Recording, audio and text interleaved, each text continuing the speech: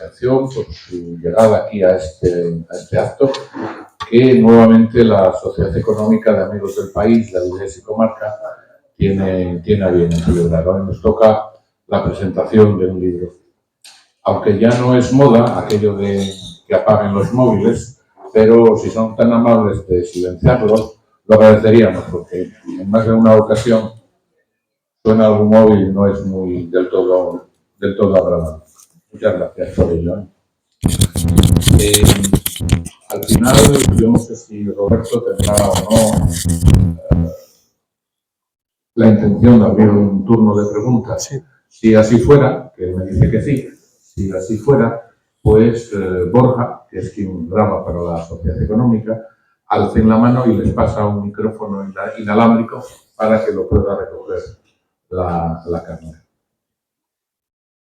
Bueno, anoche todavía teníamos la oportunidad de ver a Roberto Vaquero, que aparte de escritor es muy mediático él. Teníamos la oportunidad de verle en el programa de Iker Jiménez y me llamaba especialmente la atención algo que hacemos aquí también en la Sociedad Económica de Amigos del País, que es defender la libertad. Parece mentira que en España, a estas alturas del siglo que vivimos, todavía haya programas de televisión como el de Iker Jiménez que invite a Roberto Vaquero y a otros invitados a un espacio para poder hablar en libertad. Caray, llama especialmente la atención. Desde luego nosotros lo hacemos desde la Sociedad Económica, no es la primera vez que lo vamos a hacer y seguiremos haciéndolo, a hablar, por supuesto, con la libertad que nos corresponde, no otra, la que nos corresponde.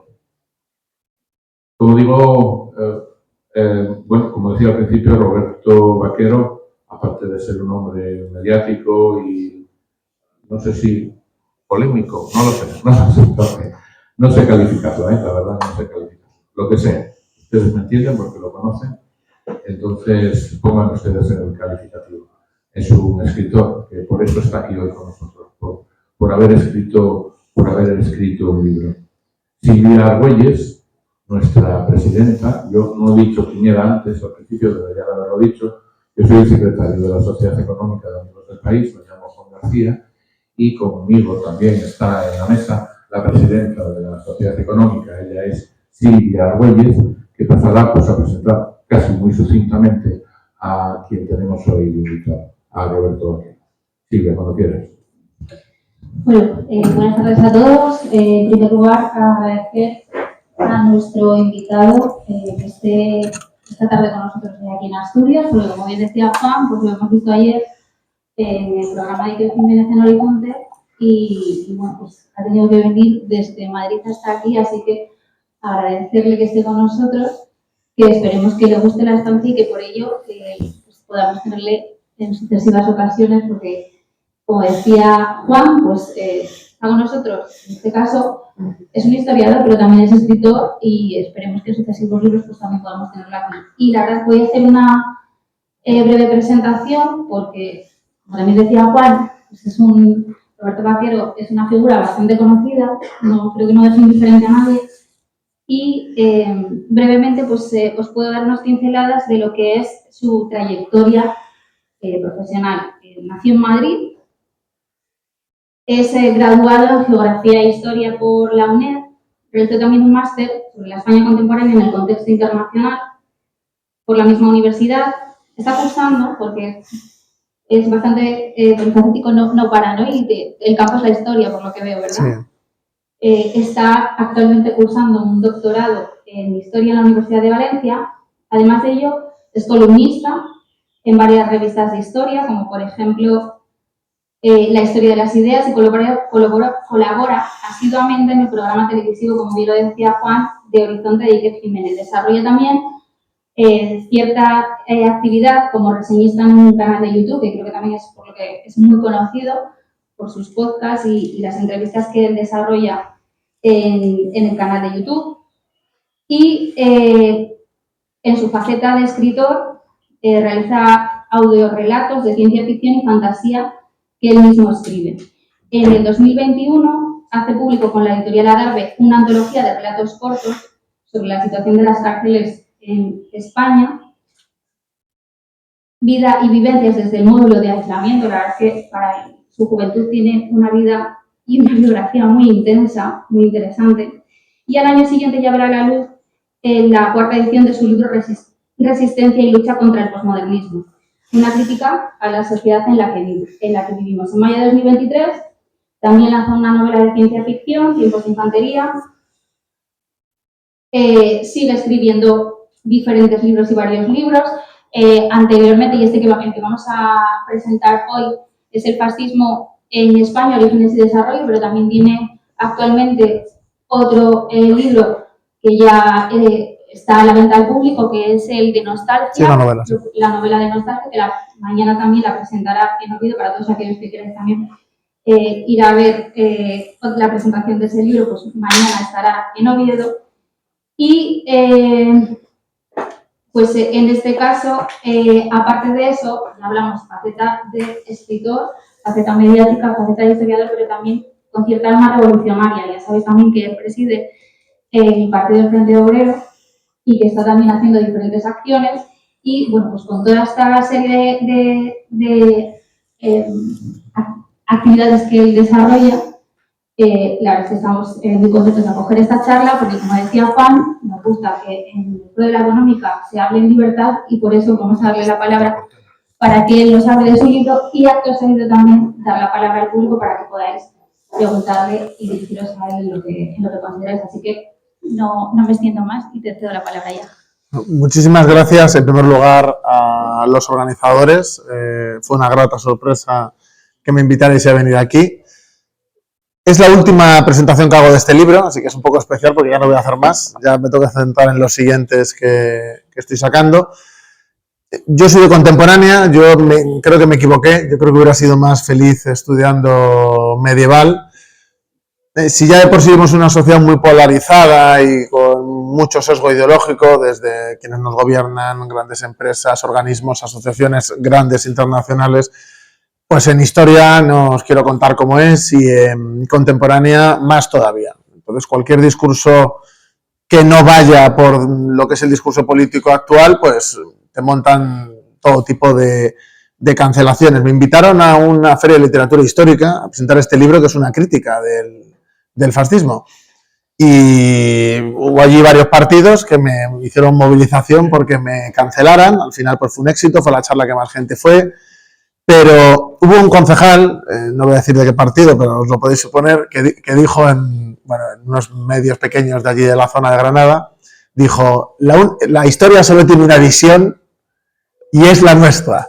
Y cualquier cosa que se salga de esto, y explicó su visión, que era pura propaganda, no es historia, es otra cosa. Bueno, yo me quedé impactado, ¿no? Yo lo hablaba con eran doctores en historia, son profesores de universidad, los que organizaron la feria de literatura histórica de Granada, y me decían, pero si es que la historia no es eso, la historia lo que es objetivo es el hecho que existe, pero la aproximación, la visión, la metodología, cómo te aproximas tú al hecho, es imposible hacerlo solo desde una visión. Es decir, claro que hay una gran multitud de visiones diferentes que te acercan, todas ellas, si de verdad quieres abrir la mente y tienes una metodología desde el punto de vista científica, te acercan a ese hecho. Tú puedes tener una visión personal o un afecto personal al fenómeno que sea, o a la ideología, o lo que tú quieras, pero tú como historiador eso lo tienes que aparcar y tienes que intentar, por lo menos hacer un esfuerzo para tender a ser lo más objetivo posible y hacer un trabajo intelectual honesto.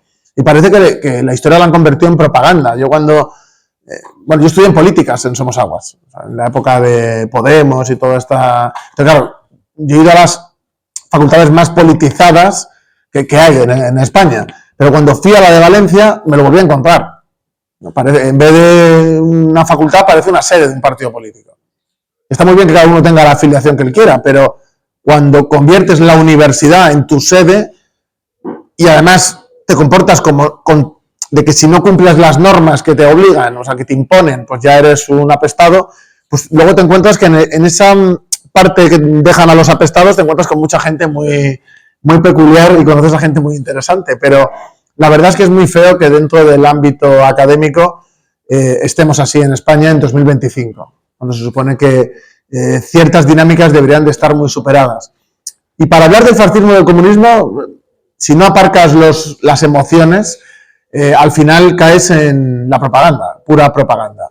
Y a mí me ha pasado con las dos cosas, porque yo no, por lo general suelo trabajar más en contemporánea, pero más movimiento obrero, que es lo que me gusta a mí. Pero bueno, dentro de ese marco, pues estuve realizando una investigación y bueno, la publiqué en este libro. Aunque, como digo, lo mío es más lo otro. Entonces, yo he visto esa especie como de guerra civil que se montan en las clases de historia, en la propia facultad, y es verdaderamente lamentable. O sea, este libro, hay gente que se ha puesto a cancelarlo sin saber qué es lo que decía, ¿no? Porque a mi editor, por ejemplo, le ha escrito un montón de gente correos anónimos diciendo que, bueno, que prácticamente estoy defendiendo aquí la resurrección del pintor austriaco. Y claro, mi editor salió del libro y decía, pero si es que no tiene nada que ver con eso. Y me decía, pero aquí en contexto, si es que son anónimos. Y yo, ya.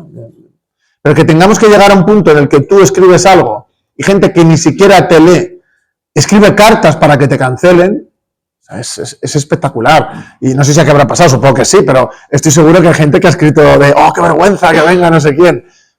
Y es lamentable, o sea, es muy lamentable, porque precisamente en la pluralidad, en el debate, en la confrontación, hay mucha riqueza. Y es algo que se pierden porque tienen como un cuerpo doctrinal, no, porque doctrinal sería algo más profundo. Tienen como un cuerpo de lemas y, bueno, pues lo sueltan para intentar imponer su relato.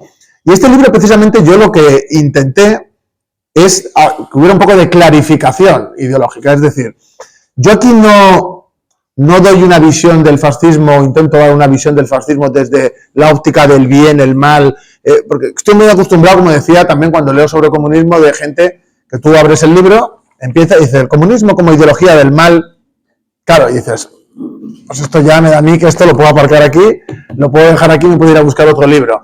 Porque por muchas cosas malas que pueda tener, no lo puedes ver como el blanco o el negro, porque entonces no te aproximas al fenómeno. Y con el fascismo igual, cuando yo leo textos o definiciones del fascismo, que es cosas referentes al bien o al mal, y que es represivo, o que tiene autoridad, o que es ridículo, porque autoridad, orden hay en cualquier régimen político, en cualquier estado. Represión hay en cualquier estado, o sea, eso no vale para definir un fenómeno. Y lo que sí que nos sirve es de que todo lo que no sea mi línea de pensamiento es extrema derecha o fascismo. Eso es lo que es verdaderamente ridículo. Yo, de hecho, ni siquiera uso el término extrema derecha porque me parece ya que lo han pervertido tanto que no es como no decir nada. Es como no decir absolutamente nada. Yo hablo de derecha radical y yo, bueno, en todos mis actos de este libro siempre ha venido gente fascista, siempre alguno.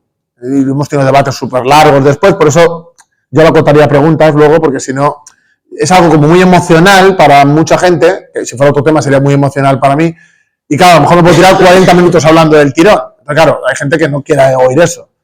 Pero cuando vienen debaten un poco conmigo sobre esto, y claro, ellos comparten, que ahora voy a hablar de las definiciones, que no hay una definición de fascismo a nivel de sociedad. Es otro término que, voy a ser sincero, yo pongo, por ejemplo, vamos a poner, es radio, por ejemplo, ¿no? Y estoy escuchando de las 7 de la mañana de Jiménez Los Santos, y se pone a hablar de que en España vivimos en el comunismo. Vale. Yo pongo la editorial de Canal Red, y está hablando, prácticamente hay gente que va allí que habla de que vivimos en el fascismo. Y claro, podemos vivir en el comunismo, en el fascismo, pero no podemos vivir en las dos cosas, la misma gente, dos cosas tan diversas. Es decir, uno de los dos miente, o todos. Entonces, vivimos en un momento en el que, claro, todo lo que suene a izquierdas ya es comunismo. Todo lo que suene a, voy a decir derechas entre comillas, porque querer tener familia, eso ya también es como de fachas, ya lo han ido acotando algo más. Entonces, los términos se han perdido la esencia. Tú puedes estar totalmente en contra del fascismo, pero puedes tener una definición de lo que es el fascismo. Y yo, de lo que hablo en el libro, por lo menos en la parte más buscando una definición, es que no me importa tanto que la definición concreta que pueda tener alguien, sino que por lo menos tengan una. O sea, creo que eso es lo importante. Cuando yo hablo de derecha radical, lo hago para contraponerla a la derecha más clásica, liberal, moderada y conservadora. O sea, no es un intento de, como me dijo una vez un chico, es un intento de insulto, ¿no? De veja, no es verdad. Es decir, hay una derecha, vamos a decir, más moderada en las formas a la hora de enfocar determinadas cuestiones y más clásica, y una derecha diferente, más radical, que sí que cree en la violencia, que sí que son más combativos, que sí que no, bueno, son totalmente antidemocráticos, anticomunistas, también antiliberales, tienen una serie de características que son muy diferentes a la otra derecha. Y para mí son tres grupos. Hoy no voy a hablar del tercero, que es el más actual, pero serían los tradicionalistas, de gente que quiere volver como al antiguo régimen, vamos a decir. Por ejemplo, los carlistas, ese movimiento, la ideología que tenía, por poner un ejemplo español, no era una ideología de la modernidad que quería construir algo nuevo. Lo que quería era volver atrás. Los fascistas, con todas las variantes, los fascistas, que a la hora de ellos es un movimiento fruto de la modernidad. Es decir, es muy diferente a los tradicionalistas y todo el mundo los mete en el mismo sitio. No son iguales. Y la nueva derecha, que viene de la nueva derecha de Benoit, yo la llamo nueva derecha populista, pero tampoco como un insulto, sino la izquierda actual usa la demagogia, es decir, es una herramienta, no es a modo de insulto. Pero tiene unos métodos diferentes, tiene ciertas cosas que las diferencia de las dos anteriores. El fascismo, para mí hay varias cuestiones que creo que son clave a la hora de entenderlo. Ellos no se declaran preliberales, o sea, ellos se declaran postmarxistas, es decir, ellos sí se ven como fruto de la modernidad. Ledesma tiene textos, por ejemplo, hablando de la pugna, en esa época se hablaba de otra manera que ahora, la pugna viril que tenían entre el comunismo y el fascismo, y que iba a acabar, según él, con la victoria, por supuesto, del fascismo, etcétera, pero sí hablaba de esa pugna de las fuerzas vivas en comparación de las fuerzas muertas, que eran las culpables de la situación de aquel momento. Entonces, claro que es fruto de la modernidad. No quiere volver atrás. Hay gente que ve el fascismo como cualquier cosa conservadora. Es decir, si tú preguntas a los típicos tertulianos especialistas en fascismo que hay ahora en las televisiones, la mayoría de las televisiones, un carlista, un señor que le gusta la monarquía, es un fascista. Un señor que cree que la monarquía es de derecho divino y que cree que es un fascista. Pero es que el fascismo surge después. No tiene ningún sentido y tiene unas bases diferentes. También el fascismo tiene una vocación de masas. De hecho, por eso fue tan atractivo en los años 20 y 30, porque tenía un carácter de masas que disputaba la influencia entre los obreros, que eran mayoritarios, y además muy cohesionados en esa época, les disputaba ese espacio a las fuerzas sindicales, marxistas, revolucionarias, como las queráis llamar. Entonces, es un fenómeno nuevo, que además ellos quieren el nuevo orden. No quieren volver al viejo orden, quieren el nuevo orden, que es el nuevo orden fascista, por supuesto. Pero es el nuevo orden, no son estados que quieren mantener a la gente en el atraso, no. Eran sociedades, además, porque se cortaban porque perdieron la guerra, pero eran sociedades que sí apostaban por la tecnología, que usaban métodos modernos de agitación, además que, la diferencia que tiene el fascismo italiano con el nacionalsocialismo, pero no hay más que ver, por ejemplo, cómo era la propaganda en el Tercer Reich. Y me decís que tiene que ver eso con lo que hacían los carlistas aquí, otros movimientos tradicionalistas en Europa. No tenían nada que ver, absolutamente nada que ver. Entonces, a la hora de definirlo, para mí estos son dos elementos que no se suelen tratar en las definiciones y que para mí son muy importantes, porque claro, el fascismo es un movimiento reaccionario, para mí sí, pero hay más movimientos reaccionarios que los fascistas, es decir, solo ser reaccionario no lo define. Hay gente que dice, la definición, vamos a decir, clásica, no marxista, porque no es de Marx no conoció el fascismo, pero la Cominter, por ejemplo, luego dan definiciones que luego van variando. Luego me hace gracia cuando hablo de que la visión que yo tengo es un cúmulo de características que no se ciñen solo una definición estricta de alguien, pero, por ejemplo, los identitarios hoy en día, vamos a decir un poco los herederos de ese fascismo más clásico, ellos hablan de que es un fenómeno de época el fascismo. Sí, no me vale eso solo para caracterizarlo, pero obviamente fue un fenómeno de época. ¿Por qué? Porque levantaba las masas en ese momento. Pero a ese momento de auge, vamos a decir, ese momento, ese periodo de oro del fascismo, entre comillas, los fascistas han seguido existiendo después, es decir, han sobrevivido a ese momento, porque por esa regla de tres, el comunismo también tuvo su momento de época con la Revolución Rusa, se expandió por múltiples países, el movimiento obrero se escindió en dos, entre socialistas y comunistas, un momento en que estaban a la ofensiva, que creían que la revolución mundial era inminente. Luego pasan una serie de cuestiones y no avanzan, al revés, empiezan a tener problemas. Todos los procesos que ellos pensaban que ya iban a ser para siempre, como el de Hungría, o la revolución espartaquista que iba a abrir la llave al mundo y esa revolución internacional quedó en la Unión Soviética y se quedó ahí. Y de allí no salió. Y apostaron por el socialismo en un solo país. Entonces ha superado ese momento de auge, de que ha sido fenómeno de época, de que todo el mundo hablaba del comunismo, surgían partidos por todos sitios, pues con el fascismo pasó también. ¿Cuándo para mí es fenómeno de época? No con Mussolini, desde luego, sino cuando Hitler llega al poder en Alemania. El fascismo se convierte en un fenómeno internacional, que en todos sitios empiezan a surgir grupos. Algunos escindidos de los tradicionalistas y otros pues de gente radicalizada, sin más. Entonces, ¿es un fenómeno de época? Sí. La definición que da Dimitrov, yo solo quiero decir que antes de la que da Dimitrov en el séptimo congreso, en el 35, Bukharin tenía una del congreso del PCB anterior, en la cual decía que era la alianza del capital con la socialdemocracia. Esa era la definición, es decir, para ellos los fascistas eran el PSOE aquí en España. Y de hecho, el Partido Comunista aquí actuaba en consecuencia y se estuvieron tiroteando durante años. Entonces, ellos mismos corrigieron. ¿Qué pasa? Que yo la definición de Dimitrov, que es la que he defendido cuando era más joven, me parece muy correcta en muchos aspectos, sobre todo para intentar definir el fenómeno alemán, porque se centra ahí, o sea, es una definición como muy eurocéntrica, en el sentido de que lo acotan a Alemania porque es con quien van a tener el conflicto en el futuro. Pero se queda corta, porque por ejemplo cuando habla de dictadura terrorista abierta, que usa el terror al servicio del gran capital, pero del nacional, claro, porque Mussolini estaba al servicio del capital, pero del nacional, del que él también contribuye a controlar. En Alemania Hitler exactamente igual, no era el capital internacional, era el capital nacional alemán, que por supuesto tenía una potencia, tenía influencia fuera de sus fronteras, pero defendían el suyo frente a, de hecho, cuando Mussolini quema el tema de la deuda, que sale quemándolo, no me acuerdo cómo se llama la plaza, la gente le pone el ejemplo de, ¿ves? Estaba contra el capital. Sí, claro, estaba contra el de fuera, pero contra el capital nacional no. Entonces esa definición, el problema que tiene es que creo que es incompleta, porque la centra mucho en la cuestión de Alemania. Y claro, dice, no es que el fascismo es la ideología del gran capital. Bueno, es una ideología del gran capital en un momento concreto que los necesitan para ahogar a las fuerzas revolucionarias, lo puedo entender.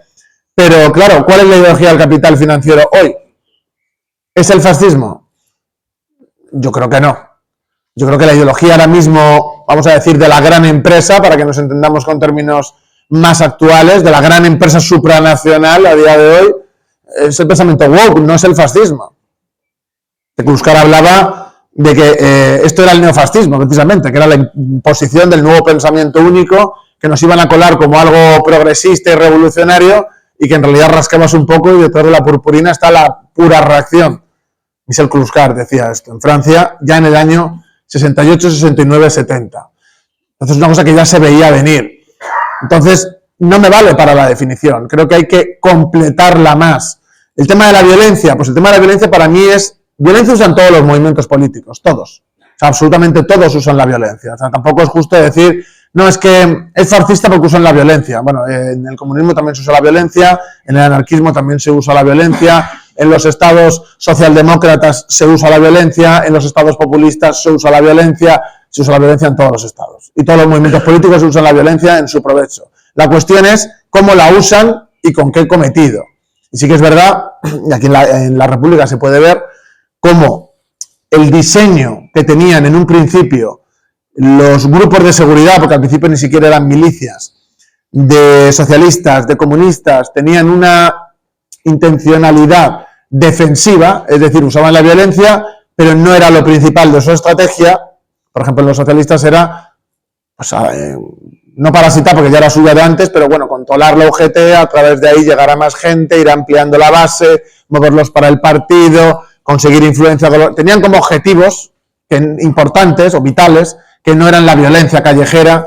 Sin embargo, cuando empiezan a surgir, pongo el ejemplo de España porque es el que más conozco, empiezan a surgir esos grupos aquí en España, la violencia, lo podéis ver en sus propios textos, no quiero que leáis está bien que lo leáis, pero a Javier Tussell hablando sobre el movimiento escuadrista aquí, no, estoy diciendo que leáis a Ramiro Ledesma, por ejemplo, o leáis memorias, etcétera, de Ruiz de Alda, de falangistas de los que realmente estaban dirigiendo este tipo de escuadras y que veáis que ellos mismos veían la violencia como lo principal para la consecución de sus objetivos.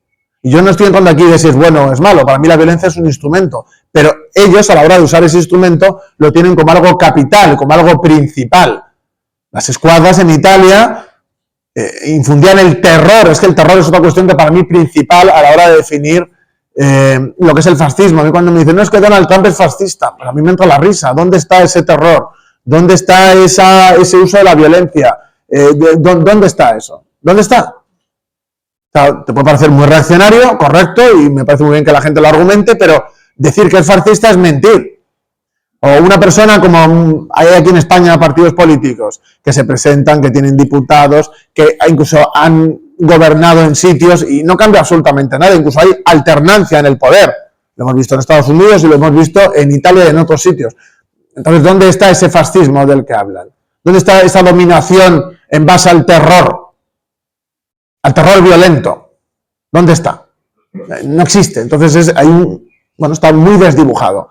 Entonces, yo creo que hay que, y de hecho es la definición que yo doy, hay que aunar esas características que dan en varias definiciones y que para mí son correctas. Yo lo defino obviamente desde una posición de clase. Mucha gente que me dice, ¿pero qué diferencia hay entre esto que estás defendiendo y pues, la cuestión de clase? Es decir, para mí los nacionalsindicalistas son los fascistas de verdad aquí, aunque ellos no se definían como fascistas, pero no porque no simpatizaran con el fascismo, sino porque ellos hablan de la especificidad española y de que tenían que construir lo suyo y no hacer un plagio de los demás, que precisamente es lo que le criticaban a los comunistas, que actuaban según lo que dictaba la internacional y no según lo que se necesitaba o no aquí.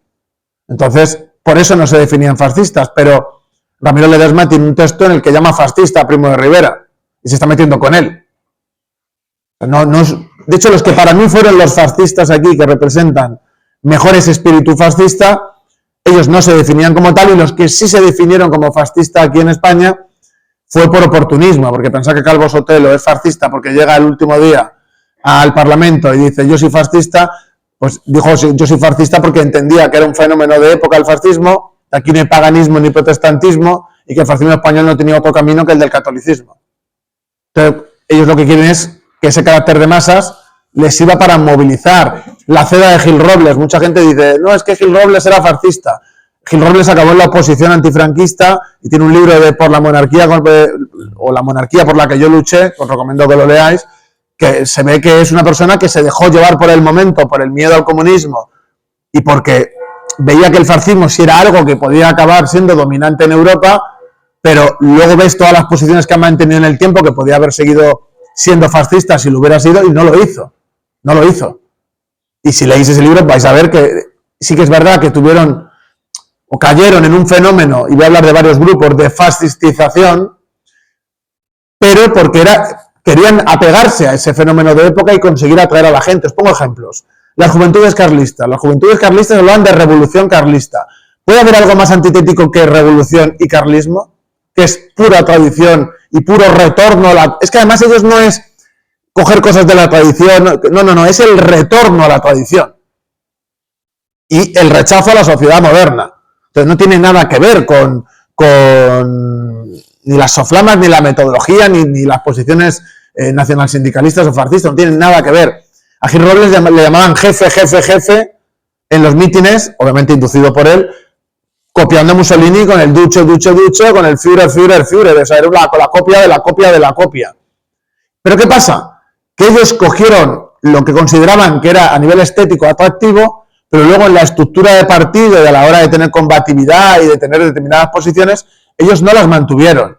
Y de hecho sus juventudes, las JAP, terminaron yéndose una parte a los carlistas, a la gente más tradicional se fue a los carlistas, a Comunión Tradicionalista, y la otra parte se fue a Falange. Y se quedaron con una juventud muy pequeña. Otro partido que también dicen que es fascista, el Partido Nacionalista Español, que además surge antes de la República, que es el partido de Albiñana, de los legionarios de Albiñana, que eran como la milicia, se parecían más a un partido de la porra de la Restauración que a un partido fascista. Y de hecho le recriminaban a Primo de Rivera no continuar el camino de su padre y haber, según Albiñana, caído en esa modernez que era el fascismo. Y eso lo podemos ver en más conflictos que tuvieron, en la propia Falange hubo enviados, literalmente, gente que enviaban los monárquicos, que además eran los que ponen el dinero, para garantizar sus intereses y hacer que Falange no fuera lo que Primo de Rivera quería que fuera, sino que fuera algo más apegado a hacer escuadrismo a favor de los patrones y de los partidos de la derecha rancia. Y de hecho, hay un texto en el No Importa, cuando ilegalizan a Falange, meten en la cárcel a Primo de Rivera, y en uno de los números clandestinos del No Importa, que era la publicación falangista, antiguamente los títulos de las cosas, no como ahora las hace para vender todo, antes el título expresaba lo que ibas a leer en el artículo. Y hay un artículo muy interesante que es Falange, no, aviso a los madrugadores, Falange no es una fuerza cipaya.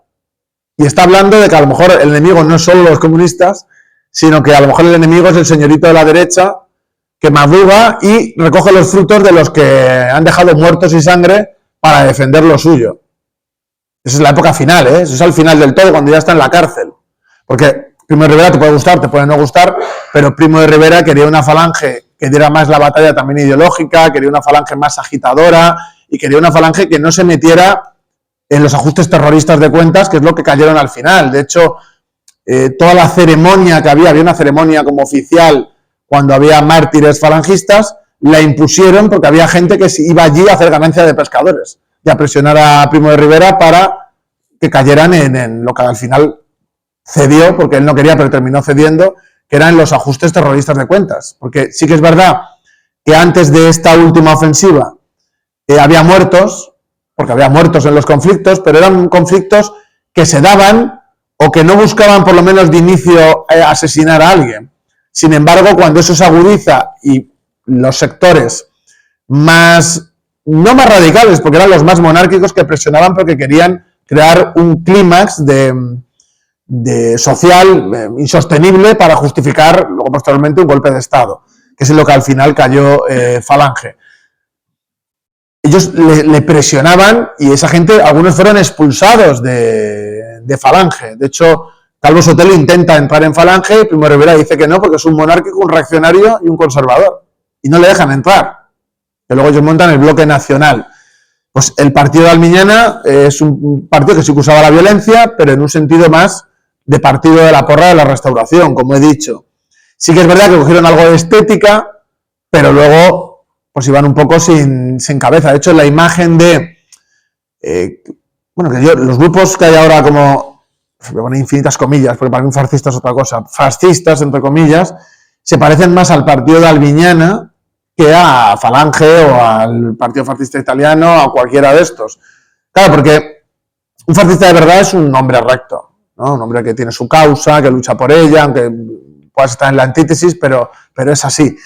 Y sin embargo, a mí me recuerdan más a cómo eran los legionarios de Albiñana, que eran borrachos, lúmpenes, medio vagabundos, que los recogían, gente violenta de los barrios, los cogían, los alistaban, les pagaban dinero y les tenían por ahí con la porra pegándose con gente. Y yo veo más afinidad a este tipo de gente de los grupos de ahora que a gente seria de verdad como la que había antes, gente que moría por sus ideas. Y para mí el grupo que mejor representa ideológicamente todo esto es el de la conquista del Estado, que sería como el núcleo. Luego, posteriormente, se unieron en las Jons junto con el grupo Onésimo Redondo, que era más ruralista, más agrario, más conservador. Y luego, de hecho, cuando, por ejemplo, se hace la Sanjurjada, ese intento de golpe de Estado de Sanjurjo, Onésimo Redondo apoya el golpe de Estado, que es totalmente reaccionario, y Ramiro Ledesma dice que no por conservador y monárquico. Ahí él se separa de eso. Aunque luego, posteriormente, con el tema de lo que pasó en octubre, con toda la última ofensiva, hasta que ya se va de Falange, con la cuestión del golpe de Estado, él al final se alinea con los reaccionarios exactamente igual. Pero es curioso, ¿no?, que en ese momento hubiera como ese momento en el que había como mucho gris entre medias, ¿no?, y que incluso había disputas muy interesantes entre ellos. Primo de Rivera sí apoyó a la Sanjurjada, después de eso desaparece y luego reaparece, termina siendo elegido diputado y eso es lo que le encumbra dentro de lo que es este ambiente de la derecha radical y se termina convirtiendo en, bueno, primero en la principal figura y luego cuando muere en el ausente y en un mito, ¿no? Y a partir de él se construye mucho del imaginario, de la escenografía del franquismo, que en realidad poco tiene que ver con él. De hecho, el nacionalsindicalismo y el nacionalcatolicismo son dos ideologías para mí totalmente diferentes y que, independientemente de que sean para mí ideologías reaccionarias, decir que son lo mismo es mentir. De hecho, con el decreto de unificación de Franco, precisamente lo que hace es juntar a todo el mundo para mantenerse él por encima de todos, y lo que hace es matar todo ese espíritu nacional sindicalista al que eligieron jefe de Falange después de una disputa armada. Que Sedilla le condenan a muerte, al grupo de Villa hay varios que son condenados a muerte, otros a penas de prisión, luego se conmuta, pero tardan años en salir. Y él es el que realmente mata a la Falange. De hecho, si habláis con falangistas auténticos, ellos lo dicen, con la Falange no acabó el comunismo, fue Franco. Y es la verdad, fue el que se los cargó ideológicamente. Y sí que es verdad que al principio de la dictadura sí estaba más fascistizada en el sentido de ir en la línea de los cambios que estaban dándose en Europa, pero enseguida Franco empezó a tener miedo de que le desplazaran, empezó a controlar la situación, incluso se apartó antes de que le fuera mal al Eje, porque él quería garantizar su supervivencia como régimen. Y tenía miedo porque, de hecho, cuando Muñoz Grandes, antes de volver, estaba muy bien visto por Alemania, e incluso antes de que ganaran la guerra, desde Italia se veía con muchos mejores ojos a los falangistas que a los militares. Y eso es algo que hay múltiples evidencias sobre ello. Ese grupo de las Hons también estuvo muy condicionado por la gente que financiaba a los fascistas. Eso es innegable, que eran grandes empresarios, sobre todo monárquicos y sobre todo vascos, que a mí me resulta muy curioso. Yo cuando hablé con el director de mi tesis sobre esto, que lo tenía en el borrador, me dijo, pero ¿y por qué te parece curioso? Y yo, hombre, pues curioso es, ¿no? Que fuera, y me dice, pero es curioso ahora, en el momento, ¿por qué iba a ser curioso? Y tenía razón. Eso en realidad, toda esa eclosión de este nacionalismo de izquierdas antiespañol que hay en el País Vasco, en Navarra, etcétera, es algo reciente, no es en comparación de lo que estamos hablando. Estuvieron muy condicionados, de hecho por eso se juntaron grupos muy diferentes, como era el de Ramiro Ledesma con Onésimo Redondo, y de hecho cuando luego está el triunvirato de Falange, Primo de Rivera gana, entre otras cosas, por el voto de Onésimo y de antiguos jonsistas que votan a Primo de Rivera y apuestan por él. Incluso cuando luego se va Ramiro Ledesma de Falange, rompe con Falange, cuando eso pasa, Onésimo Redondo y la parte jonsista, que era sobre todo el entorno del sindicato remolachero de Valladolid, que eran la gente de Onésimo Redondo, se quedan con Primo de Rivera. De ahí empieza una disputa callejera, bastante cruenta, en el cual las nuevas Hons son totalmente destruidas por las milicias falangistas. De hecho, el despacho de Ledesma le saquean, lo destruyen todo, se lo sacan a la calle, y ahí es cuando escribe su libro del fascismo en España, que me parece de lo más interesante del periodo, pero que él ya está de vueltas, ya está derrotado incluso dentro de los suyos, y cuando muere ya es solo como el culmen y darle un momento como de épico, de fin de su vida. Él se equivoca acercándose a un control de carretera y le matan, ¿no? Le matan en Aravaca, y hay mucha leyenda sobre lo que dijo, hay incluso canciones, se creó un poco el mito ahí, pero que el mito del final sí tiene esa construcción, por así decirlo, más idealista, pero lo que es su vida fue también digna de estudio, ya no solo por la formación que tenía en esa época, o el gancho que tenía como líder de estos grupos, como líder de masas, sino porque para mí es, junto a Primo de Rivera, yo creo las dos personalidades más interesantes de estudio, por lo menos del ámbito de la derecha radical, de toda la época. Yo creo que incluso han pasado más allá de esa época, porque su influencia sigue hoy en día. Todavía hay gente que sigue reivindicando a estas dos personalidades, y yo no considero que estén a punto de ser olvidados, porque yo si pregunto por la calle quién es Onésimo Redondo o quién es Albiñana, por ejemplo, dudo mucho que nadie me lo sepa decir. Si le digo Primo de Rivera, yo creo que a día de hoy todavía la gente sabe quién es. Entonces es innegable la influencia que tuvo. El enfoque que tuvieron teórico, obviamente el nacionalsindicalismo surge con las Hons, Falange acoge la ideología, a nivel de desarrollo obviamente Ledesma pues creo que tiene más profundidad de obra que Primo de Rivera. Primo de Rivera era más espiritual, más filosófico, más poético, pero era mejor orador, era una persona con planta, era una persona con una gestualidad, con una capacidad de liderazgo que yo creo que era inigualable dentro de esa derecha, sobre todo si lo comparas con Gil Robles, que no era mal orador, pero no puede estar al nivel, Falconde, Goicoechea, si lo comparas un poco con todo lo que había, desde luego creo que destaca y con mucho. Además, me estoy alargando mucho, hay incluso reflexiones de época ya posterior sobre lo que realmente significaron, y claro, no extraña que luego Franco viera la oportunidad, hiciera tampoco por liberarle, y viera tanto la oportunidad de usurparle esa imagen que él tenía y que Franco no iba a conseguir jamás, a no ser que la usurpara de otros. Yo creo que fue la estrategia que tuvo el régimen. Obviamente es mucho más reivindicable para Franco, o más moldeable, la figura de Primo de Rivera que la de Ramiro Ledesma, que sí que era más de soflama revolucionaria, vamos a decir, de una revolución en el sentido nacional, o podemos decir nacional / reaccionario en este caso, pero que era inadmisible por parte de esas élites económicas monárquicas que lo que querían era, en realidad lo que hubieran querido, si no hubieran tenido una persona con voluntad fuerte como era Franco, o si se hubiera dado de otra manera la cosa, lo que hubieran querido es como una restauración de lo anterior.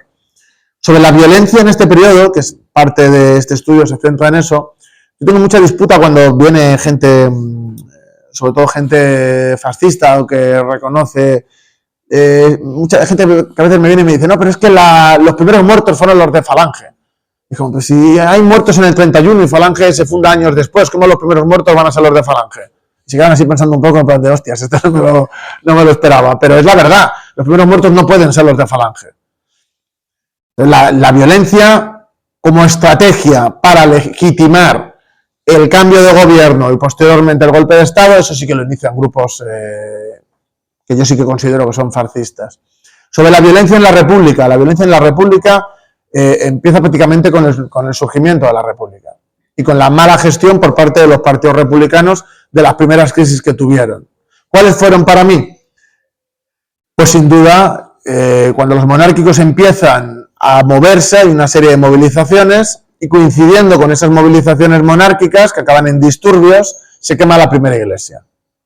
Para mí ese es el punto donde empieza a desatarse la violencia en un sentido de que el régimen ya pues, era imposible estabilizarlo.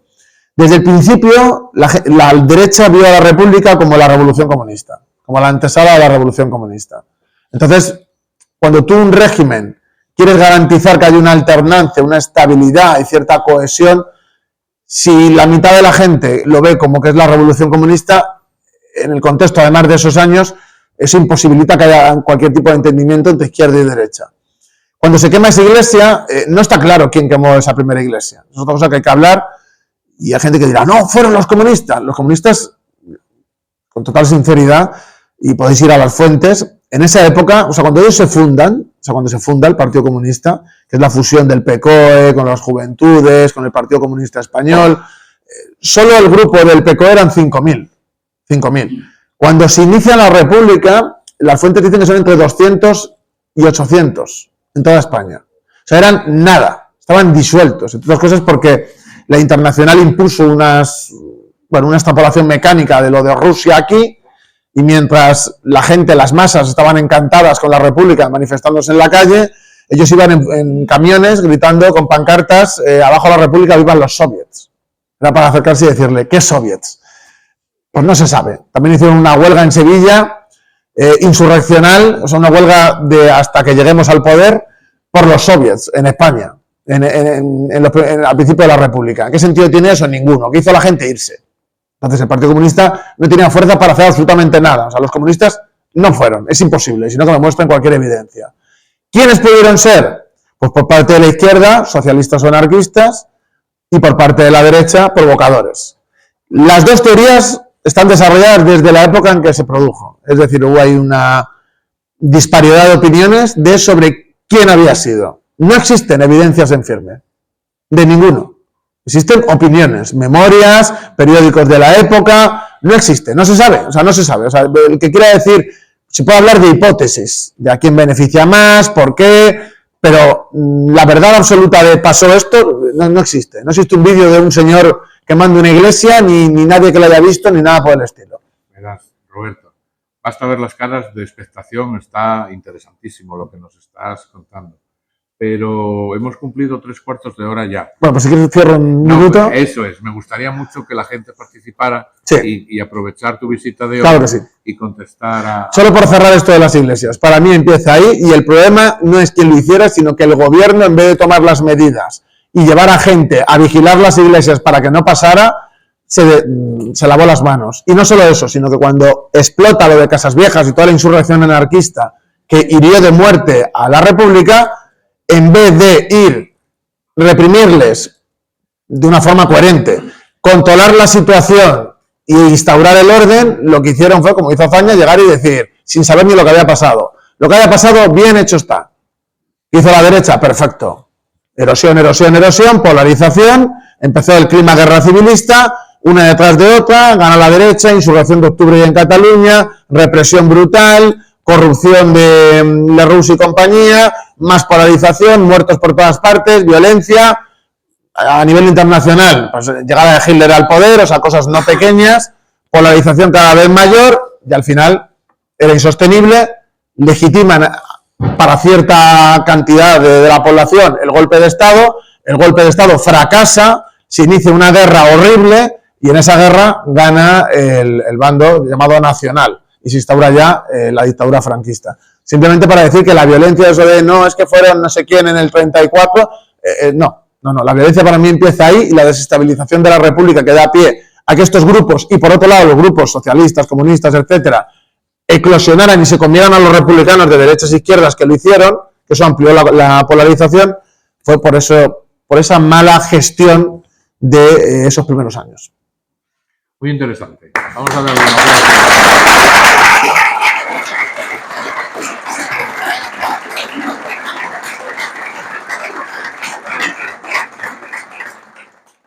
Ahora, si son tan amables, levantan la mano, Borja les pasa el micro para que las cámaras lo recojan, y a disposición cualquier pregunta que quieran hacerle a Roberto. Yo quisiera abrir el turno de preguntas. Vale, pues adelante, presidente. En la mesa vamos a tener ya ese privilegio. Adelante. Bueno, antes que nada, decirles a mí que los libros a la venta los tenéis aquí, justamente a la entrada, a mi mano izquierda, a la puerta mano derecha, para que después va a proceder, después de tener un intercambio de palabras con Roberto, que los podáis adquirir y él justamente os lo firme. Yo quería preguntarle, aparte de agradecerle esta clase magistral de historia súper interesante, nos dices que tú en el libro lo haces desde una perspectiva de sentimiento de clase. No, de análisis. Análisis del fascismo desde tu perspectiva como perteneciente al movimiento de clase. Es que hoy en día el término fascista, que está como muy manoseado, de hecho, apuntabas tú que seguramente que algo habrán dicho, pues sí, en redes decían que el que estamos teniendo hoy aquí es de fascista. Entonces, es una palabra ya tan manida, fascista, facha, que casi no tiene ningún contenido, nada más que intentar cancelarte, ¿no?, para una opinión, y ya te la cancelan solamente por decirte fascista. Yo, desde mi perspectiva de liberal, moderada, o cada vez a ojos de esta sociedad quizás más conservadora, para mí el fascismo, tomando en cuenta esa definición que hacía Mussolini, todo dentro del Estado, nada fuera del Estado, para mí es un movimiento de izquierdas. Y no me queda claro, en este caso, si para ti el fascismo, ¿dónde lo encuadramos? ¿Derecha? ¿Izquierda? Bueno, ¿Es una ideología estatal? Ellos no se consideran ni de izquierdas ni de derechas. O sea, ellos se consideraban, aparte, desde un estudio de la dicotomía más clásica, sí sería de derecha, porque la más intervención estatal no es socialismo. Es una visión que los liberales suelen defender, pero para mí no es cierto. O sea, dentro de lo estatal también hay un arco, y hay un arco incluso de gente que va del blanco al negro, por así decirlo, en lo ideológico. Entonces, para mí, lo de más Estado es más de izquierdas, no tiene por qué ser así. De hecho, hay regímenes populistas de derechas, también los hay de izquierdas, que basan toda su actividad en lo estatal y no son de izquierda, simplemente lo que hacen es controlar. De hecho, te voy a poner un ejemplo, Pinochet. Las políticas que termina instaurando son neoliberales y él, metodología de control del Estado, no diría que es de izquierdas cuando se dedica a acabar con toda la gente de izquierdas. Entonces, y a favorecer a las élites. De hecho, quienes gobernaban eran o tecnócratas del Opus Dei o gente que venía de Estados Unidos de una escuela liberal. Entonces, lo de más Estado es más de izquierdas, eso es una cosa que yo creo que no es cierto. Y luego lo de la izquierda y la derecha, es que primero hay que entenderlo en un sentido moderno de que surge con la Revolución Francesa. Y luego se ha ido evolucionando con el tiempo, pero yo creo que es una visión que defienden más los libertarios que los liberales, porque con los liberales también hay Estado. Aunque bueno, viendo lo que está pasando con Milei, quizá con los libertarios también hay Estado. Otro fascista también, Claro. a ojos de la opinión pública. ¿Alguna cuestión más? ¿Alguien se anima?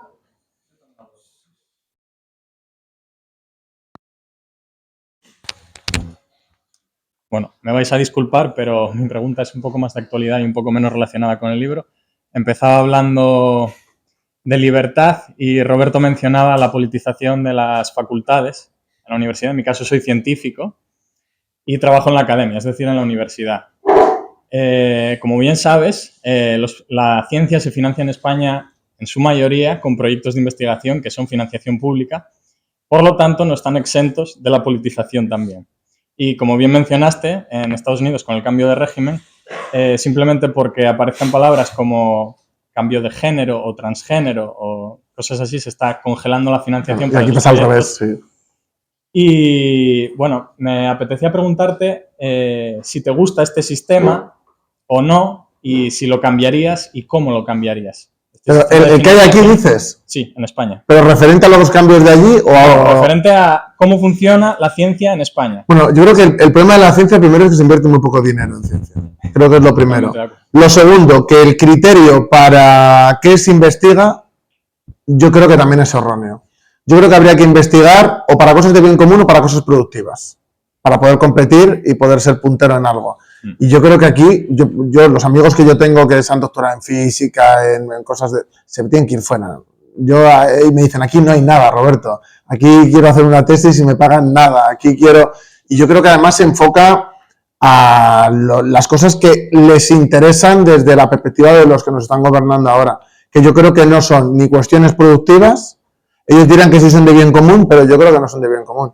Yo lo que conozco es la historia, no es tanto la investigación científica de cosas más de laboratorio, por así decirlo, de ciencias puras. También se financian proyectos, ¿no? Bueno, sí. De hecho, mira, yo te puedo contar los de mi programa de doctorado, los que están más financiados.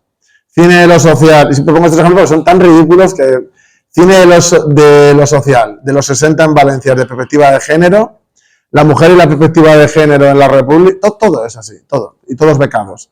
Y luego tú presentas algo que no va en esa línea y te dicen, esto lo pagas tú. Y claro, ¿qué interés tiene? La gente se queja en historia de que la gente no lee las tesis, solo las lee tu director y nadie más, ¿no? Pero ¿quién va a leer esas tesis? Yo te soy sincero, ¿tú te leerías esas tesis que he dicho? Ni muerto. Pues es lo que nos pasa a todos, de que la gente dice, no, es que eso ya está investigado, por ejemplo. No te dejan profundizar, no te dejan... Y yo creo que se corta ¿cómo decirlo?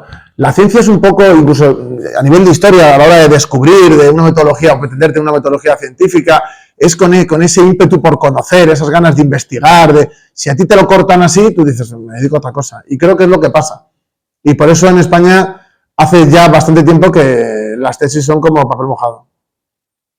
Aquí no quieren mimbres, aquí quieren otra cosa. No voy a entrar por ese camino, pero bueno, me gustó decirlo. No quieren mimbres, no quieren listos, quieren otra cosa. Entonces, de ahí la falta de financiación para según qué cosas. Desde luego, en la investigación nunca debería de faltar un euro. Siempre apoyando a la investigación. En España tenemos muchos mimbres y buenas cosas y buenos pensadores al respecto. Sí, pero al menos yo medito al respecto, ¿no? Y digo, joder, qué bien estaría que se invirtiese más dinero en ciencia y que hubiera más proyectos. Pero ¿cómo terminas de hacerlo en tanto en cuanto es dinero político, es dinero público? ¿Cómo lo despolitizas? ¿Cómo haces que la ciencia no dependa de quién está gobernando? Pues teniendo Que visión, en parte eligen cuáles son los problemas de la sociedad, ¿no? teniendo Porque se visión vota. de futuro. No, yo creo que habría que independizarlo y poner gente profesional mediadora que no dependa, o sea, que no dependa de lo que diga su puesto. Porque claro, ese es el problema. Es que pasa con los decanos y con los rectores, es política. Y salen porque son de determinado partido. Y no hay más. Y se eligen a sí mismos, porque sí, bueno, sí, votan los estudiantes, ya me entiendes. Pero eso pasa en todos los ámbitos. Y creo que habría que crear algo independiente que aunque les salga mal a alguien, que no puedan decir, sí, pues me pongo al mío, porque tiene el carnet de mi partido. ¿El qué? Sí. Sí, es que en la academia y en la investigación, desde luego, creo que el mérito es importante, porque si tú eres un gañán, pues... Claro, ¿me entiendes? ¿No? O sea, quiero decir, ahí tiene que haber un poco de competitividad, porque si no, no... ¿Alguna cuestión más? Vale. Don Roberto, yo le quería hacer una pregunta para saber si es un mito o no sobre esa época de tensión religiosa y política que dio lugar a la guerra civil a los pocos meses. ¿Es cierto una anécdota de que incluso los militantes del Partido Comunista, que en ese momento eran tan pocos, llegaron a custodiar y a proteger de la violencia anarquista a los pasos de Semana Santa en algunas localidades? En Sevilla. ¿Esto es cierto? No, sí, sí. Que A ver, tú tienes que tener en cuenta que la mayoría de la gente del PSOE y del PC eran católicos. O sea, eso es lo primero que hay que entender. Porque este proceso de la gente de rechazo profundo a la religión, eso es algo más nuevo. Es más reciente. Y había gente que era muy conservadora, desde la perspectiva actual serían muy conservadores en lo social, para que me entiendas. Y hubo mucha disputa con los anarquistas, porque un comunista de verdad, no lo que tenemos ahora, es una persona que es de orden, quiere otro orden, pero es de orden, entonces no le gusta esto de estar quemando cosas, eso no funciona así, y de hecho cuando lo han hecho así a lo largo de la historia, lo que han hecho es fracasar. ¿Alguna más? Y aquí adelante también tienes. A ver, perdón, yo con toda mi ignorancia. Hablando de la corriente fascista de lo que es el siglo XX, como se ha escrito, como se ha podido definir, hoy en día partidos políticos o diferentes sectores utilizan la palabra fascista para ir en contra de la gente que tiene libre pensamiento, ¿no? Puedes estar pensando tus proyectos, tus maneras, pero te quieren encasillar, pues, o hacer un hashtag o una etiqueta sobre lo que es fascista, apropiándose de cosas que han pasado en el siglo XX para atacar a la gente que tiene un libre pensamiento. ¿De qué manera se podría, no sé, no combatir, pero bueno, por lo menos no estar estigmatizado de ser un libre pensador? A ver, es que la figura del libre pensador es la figura del saco de boxeo. O sea, es que todo el mundo te va a atacar, obviamente. O sea, eso no hay forma de arreglarlo, y menos una sociedad polarizada. Si no te llaman eso, cambiará la moda y te llamarán otra cosa. Pero obviamente a cualquiera que ponga en duda al que manda o a la hegemonía de ese momento, pues va a ser un apestado. O sea, esa figura romántica del libre pensador, como ese hombre bueno que todo el mundo ve y admira, es mentira. Al revés, mientras más libre pensador seas, más te van a palear. Pero eso ha pasado en todas las épocas. En su momento eran las quemas de brujas y ahora pues de otra manera, pero a la gente que es libre pensadora de verdad, pues se los lleva por todas partes. De hecho, para mí, mira, un libre pensador era Galileo Galilei. Mira como el pobre hombre lo que le hicieron. O sea, es imposible. No sé si era Churchill el que decía que los fascistas del futuro... Esa frase es asignada, no hay ninguna prueba de que sea suya. Aunque a mí me gusta mucho, pero no hay evidencia de que sea suya. Te lo digo porque si lo dices alguna vez, va a haber alguno que te va a decir, es apócrifa. Lo es. Este señor de la segunda fila, Borja. Sí, bueno, hola, buenas. Mira, quería preguntarte, como está no sé, estos días es el aniversario de la Segunda Guerra Mundial y del triunfo sobre el fascismo. Hoy mismo, exacto. Esta polémica que suele haber más o menos todos los años que se celebra de que quién ganó de verdad la Segunda Guerra Mundial, quién de verdad derrotó a los fascistas, porque siempre se habla desde un punto de vista que Estados Unidos aportó más, la Unión Soviética aportó más. Bueno, ese debate yo creo que es muy de Europa occidental. O sea, en cualquier sitio tú ves las bajas, lo que aportaron. O sea, ¿quién ganó realmente? Pues ganaron los aliados, que van todos juntos. O sea, eso es indudable. Pero ¿quién aportó más? Sería a lo mejor el debate. Bueno, pues en cualquier lugar donde sean historiadores los que hablan, yo creo que el que diga que el que puso los muertos no fue la Unión Soviética, yo es que no conozco gente, incluso conozco gente muy anticomunista que te lo admiten, dicen, hombre, te ponen a parir el régimen, te ponen a parir la ideología, te ponen a parir a Stalin, te ponen a parir a todos, que era la metodología de masacrar a su propia gente para avanzar y ganar, o sea, para caer de un burro. Pero hasta esos te dicen que el que puso la carne en el asador y el que antes de que vinieran los Estados Unidos ya había parado a los alemanes y estaban haciéndolos retroceder, eran los soviéticos y los pueblos que se levantaban según iban pasando. O sea, yo creo que eso es innegable. Innegable. O sea, el que lo diga, no, por muy anticomunista que sea. Es decir, es como si cojo y empiezo a decir que la operación de Alemania contra Francia, la Segunda Guerra Mundial, que en realidad los alemanes no aportaron tanto, que pues, es ridículo, o sea, patético. O sea, da igual que aunque yo tenga una posición antitética a ellos, hay una cosa que es el hecho. Y los que pusieron la bandera en el Reichstag, ahí no llegaron los Estados Unidos. Entonces yo creo que eso es un debate de Twitter o de gente que no conoce mucho el periodo, sinceramente.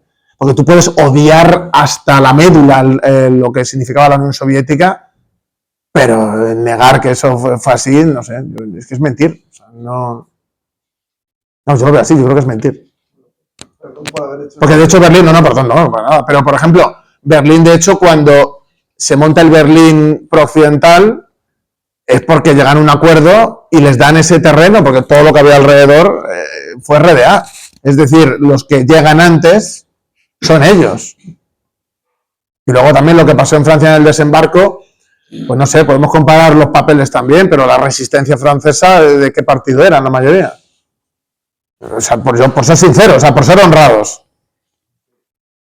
Sí, de hecho, bueno, también, porque tengo un amigo que es historiador y debatimos mucho este tema, también perdón por la pregunta que está tan simple, pero bueno, esto también hablamos de que los ejércitos del eje, tal como estaban construidos y tal como funcionaban, tuvieron es decir, aguantaron mucho para en realidad cómo estaban funcionando y cómo tenían toda...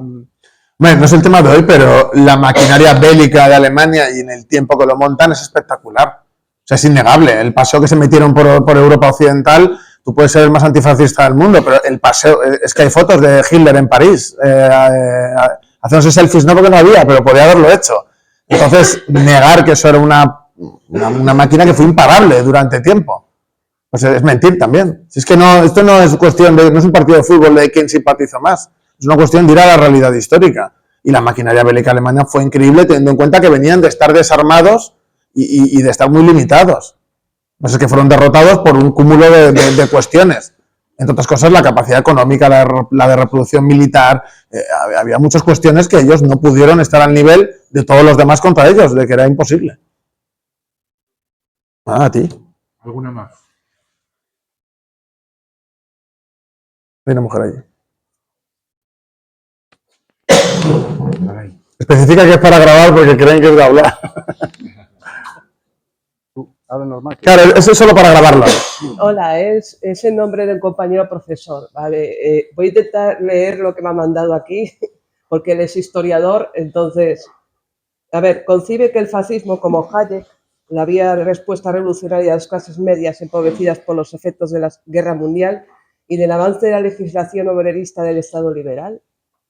No sé si he entendido lo que... A ver, yo sí que veo que, solo en parte, yo sí que veo que obviamente el fascismo surge en un momento de crisis de lo liberal y de las democracias. Yo creo que eso está claro. Yo creo que las clases que más apoyan o que se suman a este movimiento, más allá de la soflama obrerista, que también llegaron a obreros, negarlo es mentir, pero a nivel económico o desde una perspectiva de análisis de clase, yo creo que ellos sirven precisamente a la conciliación de clases y por lo tanto a esas clases medias que dicen, eso sí que es cierto también, y lo demás no entiendo muy bien. Me lo envío tal cual así. Pero creo que se refiere a eso, de que obviamente surgió en ese contexto de crisis de las democracias y de lo liberal, se pensaba que en esa época eso iba a desaparecer y que se iba a implantar o el comunismo o el fascismo, esa es la pugna de entre guerras y de la guerra, y efectivamente para mí el fascismo sí sirve a esas clases medias, en eso sí que estoy de acuerdo. César, César, por ahí. César es el decano uno de los decanos de la prensa asturiana y está muy interesado en este tema porque me llamó en alguna ocasión para preguntarme acerca de esto que tú estás hablando. Yo no sé si para aportar algo a tu intervención te voy a contar brevemente una anécdota. En el año 1933, creo, José Antonio vino a hablar a Oviedo. Estaba en Santander y vino a hablar a Oviedo al Campo Amor. Y se paró en Llanes. Y se reunió con las células falangistas que había en el concejo. Gente joven, lleno de entusiasmo, de euforia. Creo que aparecieron con camisas azules, uniformes, saludando brazo en alto, etcétera, etcétera. Y le dijo José Antonio, moderados. Que no quiero dejar la impresión de que somos fascistas. Esto me hace a mí reflexionar modestamente que la Falange no llegó a ser un partido homogéneo y totalmente hecho. Yo fui fusilado siendo muy joven y tengo la impresión personal de que la Falange no llegó a tener un corpus definido. De hecho, Perdón. Primer punto. Segundo punto. Había expuesto brevemente. Creo que la violencia por parte de las escuadras falangistas en Madrid vino a raíz del asesinato de un chico del SEU. Creo que yo no tengo las ideas muy claras al respecto, pero creo que asesinaron a un chaval que era militante del SEU y de ahí vino la reacción violenta de los grupos, digamos, agresivos falangistas. Y termino aquí. yo sobre la primera, decir que de hecho los falangistas, vamos a decir, los falangistas auténticos, hablan de que no les da tiempo a cerrar la doctrina y luego posteriormente hay otra gente que la desarrolla más, como Narciso Perales y otra gente que hubo posterior, pero que no llegó a tener el cuerpo doctrinal propio y se dejaron llevar un poco por la época. Entre otras cosas, había sector monárquico al principio, sector más obrerista, sector más que venía de otros ámbitos, entonces es verdad que no eran homogéneos y era un partido que terminó siendo muy grande. Y sobre el caso que dices, que fue es que se llamaba así, no es que hable en plata, es que se llamaba así, que era el caso de la meona, que decían que al chico, al excursionista, había habido una socialista que le había meado el cadáver y le había orinado encima y claro, ellos vendieron eso y sí es verdad que una ola violenta increíble y de hecho se llegó a prohibir que la gente fuera a pasear al campo y a hacer excursiones si no eran familias. O sea, las asociaciones que hacían excursiones les prohibieron ir porque se mataban, o sea, había gente tiroteándose. Y sí que es verdad que hay un momento de eclosión violenta brutal, pero antes también había habido casos, pero no tan agudos como ese que se produjo y luego posteriormente también los hubo, sobre todo cuando hacían conflictos en huelgas y demás. Pero es verdad que en ese caso hubo hubo varios muertos y de hecho posteriormente, que es por lo que legalizan a Falanges, porque para vengarse de una de estas cosas también intentan matar a un catedrático de la universidad. Entonces no lo consiguen, matan a su escolta y ahí es cuando detienen después a José Antonio. O sea, ahí es cuando empieza también la escalada. Sí, eso es verdad. ¿Alguna pregunta más? Que como anécdota, si no me confundo, justo después de eso, quienes votan a favor de que José Antonio era por el tema de armas ilegales son precisamente los diputados de izquierdas. Claro, porque los iban a matar, ¿no? Claro. Era como de hecho, en esa época, para que veas cómo era la polarización, cuando tú ibas al SEU te preguntaban si tenías bicicleta. O sea, llegaba un tío nuevo y le preguntaban, ¿tienes bicicleta? Y eso es si tenía pistola. O sea, para ya desde el principio saber si se la tenían que dar o no, para que veas el subidón que hubo de violencia, de que se asaltaban facultades con armas, había tiroteos, había una polarización grande.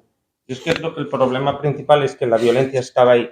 O sea, la Falange es un movimiento muy joven que empieza a tener sus primeros muertos hasta que se empieza a organizar. Si no me confundo, creo que además el segundo muerto tiene 17 años. Sí, pero el segundo muerto de Falange. Sí.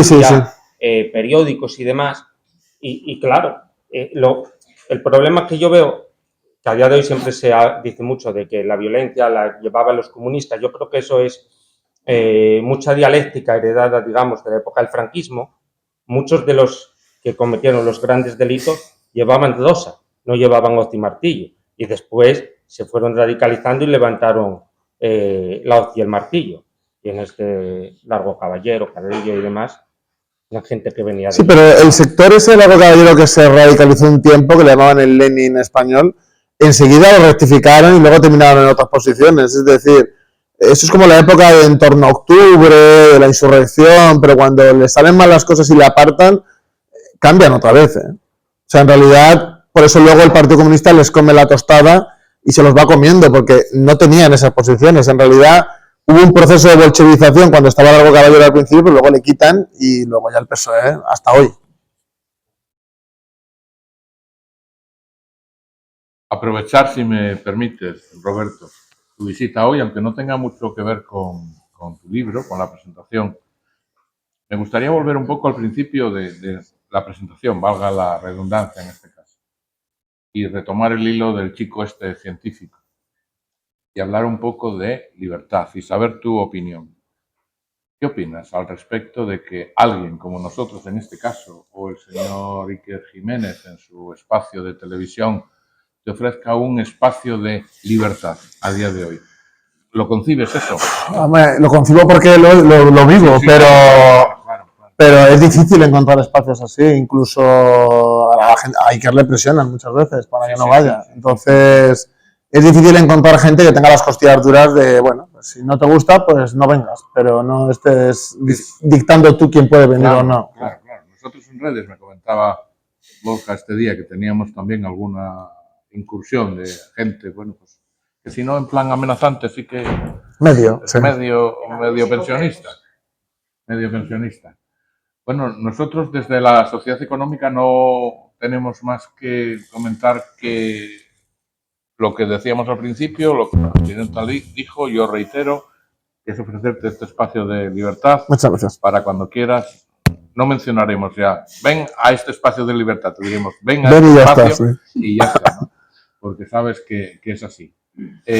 Agradecerles a todos, a ustedes la presencia aquí esta tarde.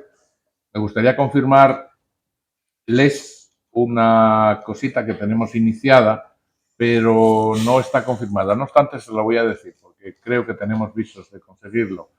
Caeremos próximamente este mes, en 15 o 20 días, a Luis del Pino a presentar su libro sobre Fernando VII. Creo que también va a ser algo interesante que este señor nos cuente acerca de este personaje y de ese libro. No tengo más que añadir. Yo no sé si quieres añadir alguna cosa. Dar las gracias a todos por venir y un placer estar en Asturias.